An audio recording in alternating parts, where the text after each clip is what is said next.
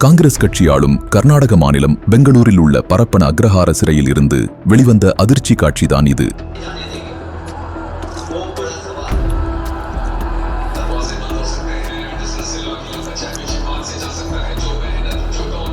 ISIS தீவிரவாத அமைப்புக்கு ஆள் சேர்த்த ஜூஹாப் ஹமீத் ஷக்கீல் என்ற தீவிரவாதி சொகுசாக செல்போன் பயன்படுத்திக் கொண்டிருக்கிறான். கொலை, கொள்ளை, பலாத்காரம் என பல படுபயங்கரமான குற்றங்களை செய்தவன்தான் இவன்.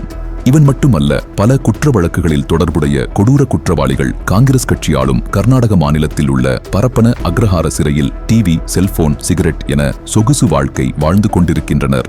கர்நாடகா மட்டுமல்ல, காங்கிரசுடன் கூட்டு வைத்துள்ள திமுக அரசு ஆளும் தமிழகத்திலும் உள்ள சிறைகளின் நிலைமை இப்படிதான் உள்ளது.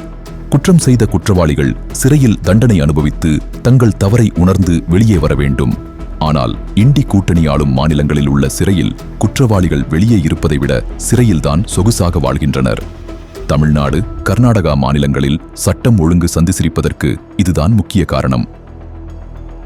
குற்றவாளிகளுக்கு அடைக்கலம் கொடுக்கும் இந்த இண்டி கூட்டணி விரட்டி அடிக்கப்பட வேண்டும்.